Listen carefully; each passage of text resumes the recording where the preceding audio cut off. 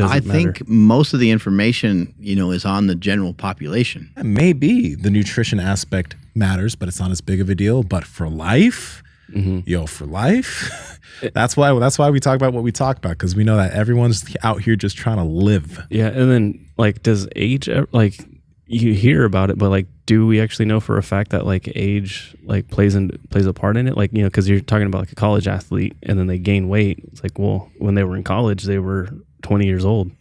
So it's now that they're 30, they're you hear about as soon as you hit 30, your metabolism slows down and blah blah blah. But I mean, all three of us are at different ages, and I just feel like it doesn't matter. I think most of the information is on the general population. So what I'm always thinking in my head is I don't know if they tested me or if they tested somebody like me or like us, those listening that lift. Because that's where a lot of the information comes from. It comes from people losing muscle mass, and they'll say, well, you handle carbohydrates way different from, being 11 or 12 versus when you're 45.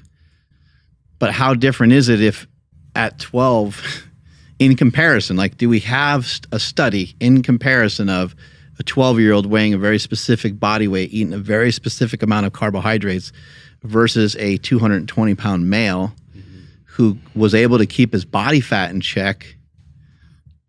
You may have made your body respond better. I'm not saying that carbohydrates are the only thing that determine your body fat, but I'm just saying you might have optimized some parts of your metabolism more being in your 40s than you did when you were 12, because you just didn't have any knowledge of that. Yeah, I absolutely think when I got my DEXA scan the other day, I was talking to the lady who was doing it, and I was like, have people come in that maybe they were a little bit later in age? Because they say that, you want to build up your bone density when you're younger, because over time, not only does sarcopenia, which is muscle loss, happen, but I don't know, can you look at is it osteoporosis? Osteoporosis, yeah. Yeah, which is bone density loss, right? Yes. So bone density loss.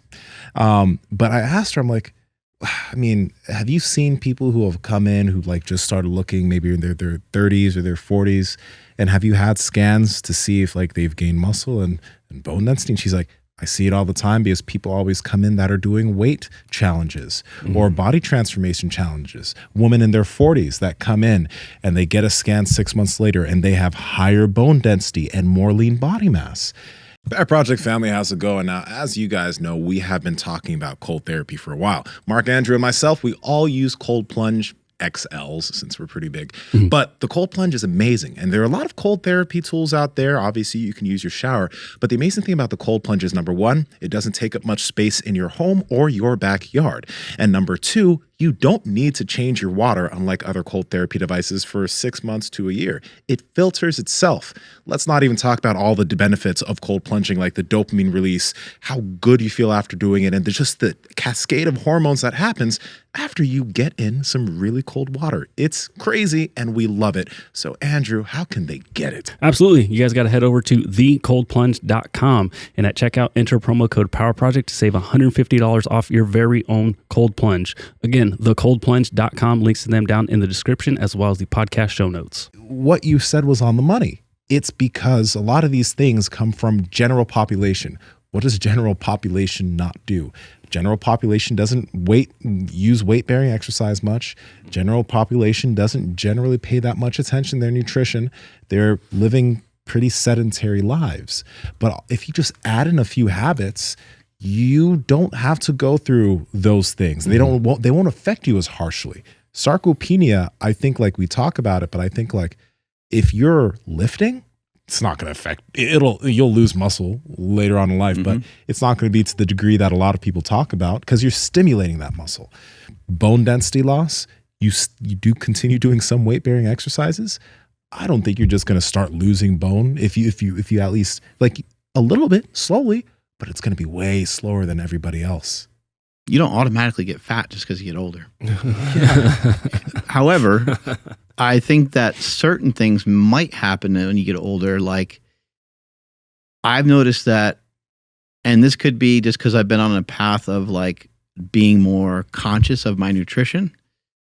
I tend to enjoy the foods that my body enjoys a lot more than I used to. I don't want to eat foods that don't agree with my body as much as I used to. Mm-hmm. So there's definitely like a swing in that, but I don't know if that's like just maturity or what that is. You'll find a lot of older people, they start to move into like, nah, I don't eat that anymore because it hurts my stomach. Like they'll just flat out say that and you're like, but that's pizza, man. Mm-hmm. Like we're talking about pizza, bro. Can we make an exception for that? You know, but you find out later on that like a lot of people won't make those same mistakes any longer. They won't walk around just being bloated, having gas and whatever else goes on with eating some of those foods. So you end up with a lot of guys that might be like a Tom Brady. You know, you hear so much about Tom Brady's nutrition, but what is the nutrition that Tom Brady had for him to get selected by the New England Patriots in the first place?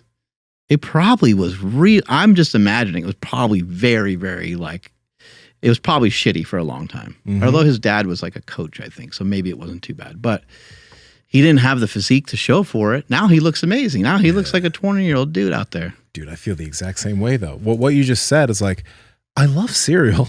Don't get me wrong, I love cereal and candy tastes amazing. But I just said the reason why I wouldn't do that is because if I have that just like boatload of sugar, I want to sleep. I feel sluggish even though guys, we're working hard over here trying to learn, trying to bring our information to you, and we need your help. A lot of you guys watching these bites aren't subscribed. So just click that red subscribe button and hit the notification bell so you can see when we continue to come out with this heat. Talk to y'all later.